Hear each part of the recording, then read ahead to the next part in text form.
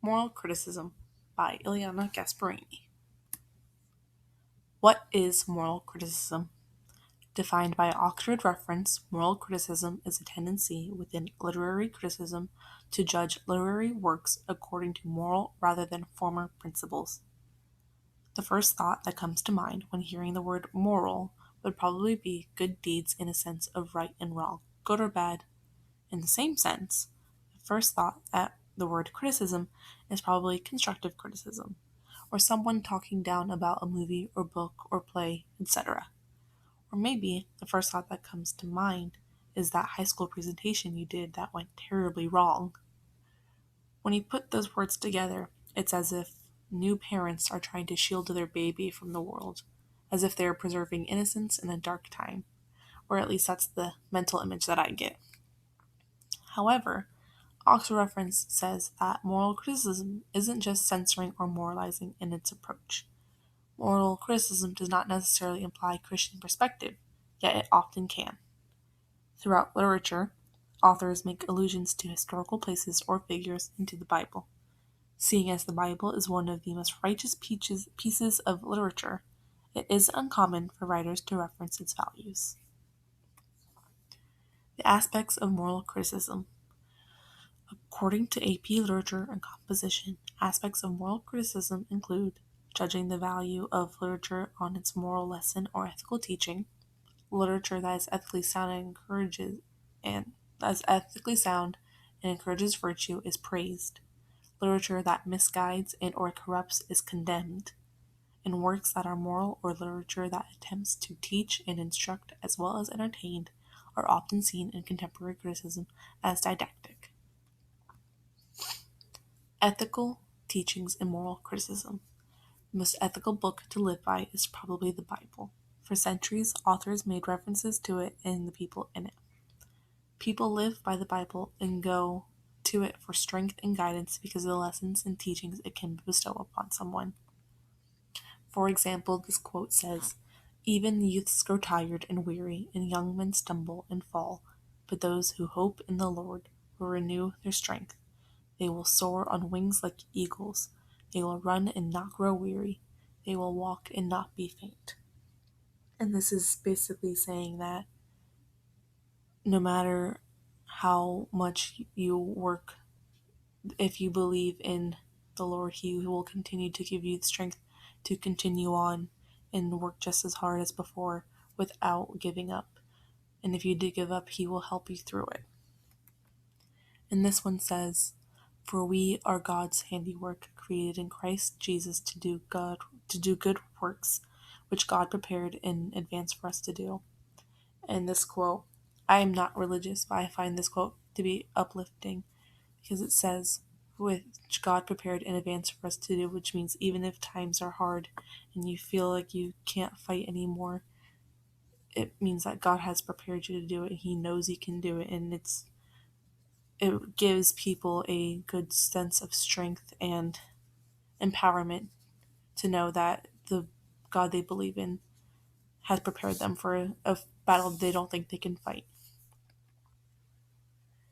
The value of literature and moral criticism. Every work of literature undergoes some form of criticism, but moral criticism seems to be the main one. Moral values of the characters in a play, novel, short story, or etc. will influence the reader's opinion of them. The moral values of the characters also reflect the author. And pictured here we have J.D. Salinger in his book The Catcher in the Rye. I believe this book was published in 1951, and about 10 years later, in 1961, it became a banned book due to the character's mannerisms and portrayal of this character. We will get into The Catcher in the Rye a little bit later, though. The value of literature and moral criticism. For example, J.D. Salinger has created questionable works such as Banana Fish and Catcher in the Rye, which will be discussed later, like I had just said. In Banana Fish, Salinger's main character, Seymour, is viewed by readers with pedophiliac tendencies, which brings the lesson of the story into question.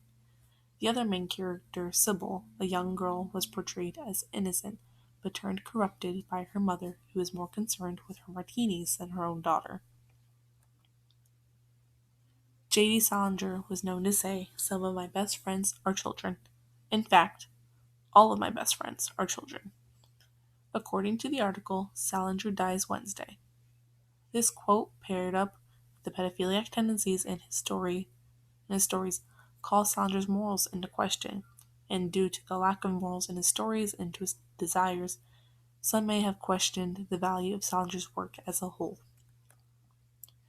And right here we have a little snippet from A Perfect Day for Banana Fish, and it says, "He glanced at the girl lying asleep on one of the twin beds. Then he went over to one of the pieces of luggage, opened it, and from under a pile of shorts and underskirts, he took out a caliber 7.65 automatic.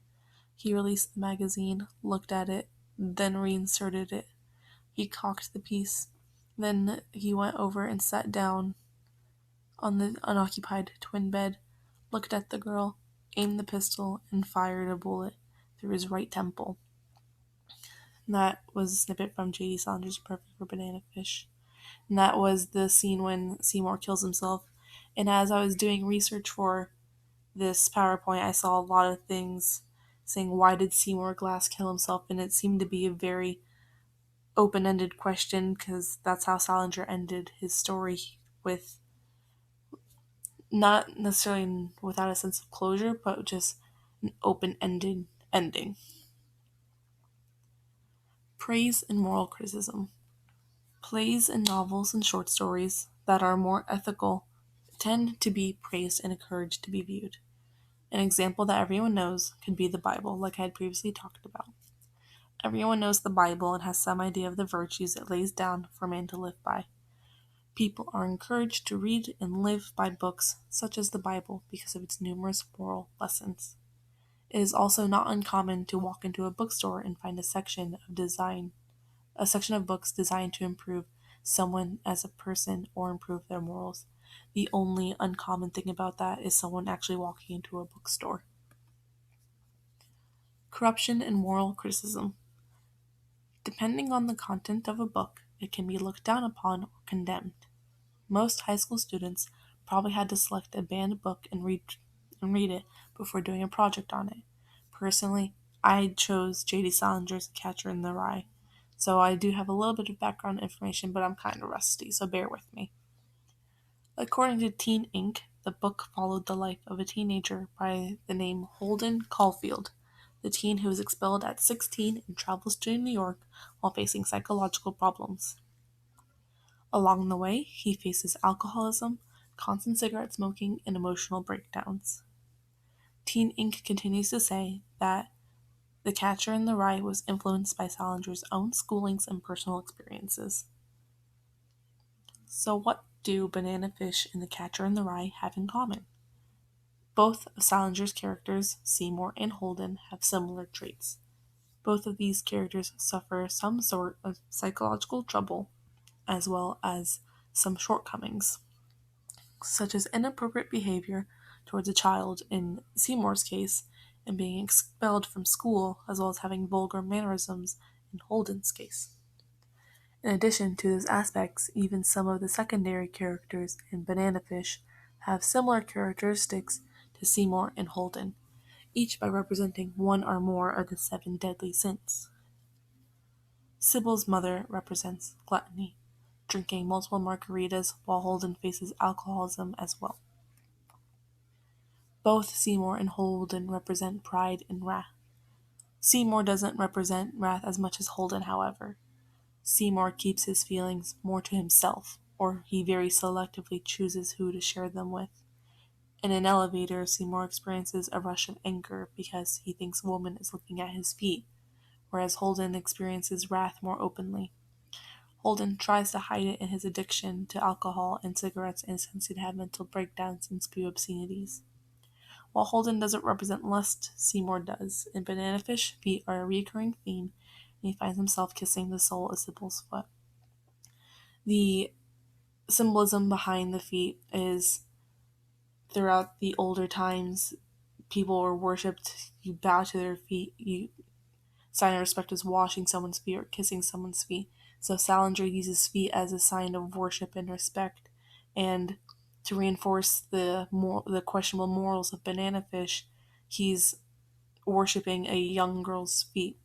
And so because she is so young and underage, it does have pedophiliac tendencies, which made this short story questionably in its morals. And yet, the biggest similar characteristic between Seymour and Holden are the pieces of himself that Salinger instilled in them. Salinger had a deep love for children, saying that they were his best friends, as previously mentioned. He shared that love with Seymour in a way that wasn't accepted, much like he wasn't by some. Seymour and Salinger had slightly similar endings to their lives, in the sense that Seymour committed suicide, and Salinger committed social suicide by secluding himself from society. With Holden, Salinger gave him his experiences in school and in life in general. Corruption and moral criticism. Another example of corruption would be Aldous Huxley's Brave New World. It was also a banned book due to the sexual content and offensive language. Brave New World is a dystopian novel with twisted ideologies throughout Huxley's novel. The routine and constricting yet very liberal lifestyle is detailed in a way that is odd to its readers. Or at least that's how I read it. I read it fairly recently so I could understand it better. And as I was reading it, it was very odd to imagine a world like this, because this book openly talked about group sex, mind controlling drugs, and the abuse or even murder of the outsiders, such as the Savage Boy. And due to all of these aspects, this book was deemed immoral and had been banned from countries. And pictured here, we do have Aldous Huxley. And maybe I'm reading too much into it, but he does look like he has a troubled mind. He does look very serious and very intimidating in a way, as if the things he thinks of could scare someone away. So how are moral works viewed? According to AP Literature and Composition, works that are educational and moral may be viewed as boring. To make an everyday example, this is similar to the high school scene, where if one doesn't go out to parties or with their friends, they may too be viewed as boring. Moral stories are assumed to lack the thrill or drama of other types of stories and therefore are less inclined to be enjoyed by its readers, especially young readers, because personally I like to read fictions with a big climax and stuff like that. So personally, I would find a morally correct book to be a little boring.